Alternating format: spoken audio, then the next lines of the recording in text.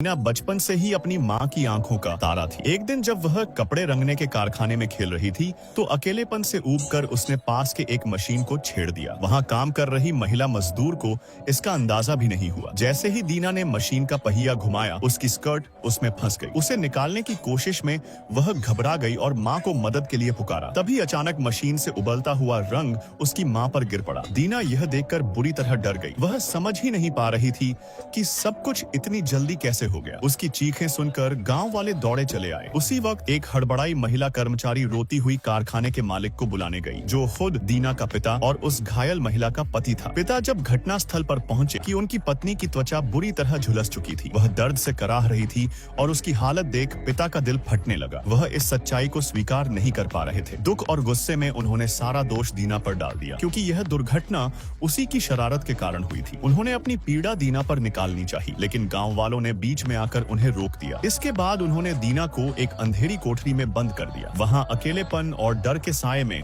वह मानसिक रूप से टूटने लगी। वह अजीब सी आवाजें सुनने लगी और उसका व्यवहार धीरे धीरे विचित्र होता गया। कुछ दिनों बाद कोठरी के फर्श में बने एक छेद से उसकी इकलौती दोस्त उसे देखने आई। उसका बर्ताव भी थोड़ा अजीब था। वह दीना का चेहरा छू रही थी, जैसे कुछ ढूंढ रही हो। दीना अब बिल्कुल अकेली, टूटी और डरावने ख्यालों में घिरी रहने लगी। 3 दिन बाद जब वह कोठरी से बाहर निकली तो उसकी आंखों से जैसे जीवन का उजाला जा चुका था। माँ की मृत्यु की खबर ने उसे अंदर से तोड़ दिया। दुख में डूबे पिता ने उस कारखाने को जलाकर राख कर दिया जिसमें यह सब हुआ था। तभी एक पुराना मित्र दीना को यात्रा पर ले जाने आया ताकि वह इस दुख को भुला सके। दीना को बाहर निकाला गया, पर उसकी आंखों में कोई चमक नहीं थी। माँ जा चुकी थी और पिता अब बिल्कुल अनदेखा कर रहे थे। दीना अपनी माँ के कमरे में गई, उस पुरानी जगह को महसूस करने। वहाँ से उसने माँ का पसंदीदा आवर्धक शीशा निकाला जिससे वह बाइबल पढ़ती थी। दीना ने भी उस किताब को देखने की कोशिश की, लेकिन अचानक एक डरावनी तस्वीर देखकर वह कांप उठी। उस कमरे की छत पर लटका लैंप झूलता हुआ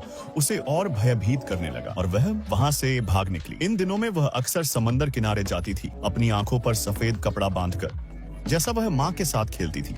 लेकिन वह जगह एक गहरी खाई के किनारे थी और दीना जैसे मौत को महसूस करना चाहती थी। तभी घर के नौकर की आवाज ने उसे चौंका दिया। पिता लौट आए थे और उसके लिए एक गुड़िया लाए थे। पिता के व्यवहार में कुछ बदलाव आया था। शायद वे अब दीना को दोबारा अपनाना चाहते थे, लेकिन दीना अब वैसी मासूम बच्ची नहीं रही थी। वह पिता को देखकर डर गई और गुस्से में उन्हें काट लिया। इसके बाद उसे एक और कठोर सजा दी गई। उसे लकड़ियों से भरे एक अंधेरे कमरे में बंद कर दिया गया। वहाँ केवल टॉमस नामक का एक लड़का ही उसे देखने आता था, जिसकी आंखें अब भी मासूम और उजली थी। पिता अब दीना को संभालने में खुद को असमर्थ मानने लगे। उन्होंने अपने पुराने मित्र याकूब से सलाह ली, जिसने उन्हें एक घरेलू शिक्षक रखने की सलाह दी। जल्द ही एक नया शिक्षक आया, लेकिन वह थोड़ा अजीब था। दीना उसे देखकर डर गई और बाइबल उठा ली, जैसे खुद को बचाने की कोशिश कर रही हो। लेकिन शिक्षक ने वायलिन उठाया और दीना के लिए एक मधुर धुन बजानी शुरू की। संगीत की उस शक्ति ने दीना के दिल को छू लिया। उसके भीतर का बोझ हल्का हो गया। शायद पहली बार उसने जिंदा होने का एहसास किया। संगीत वह भाषा थी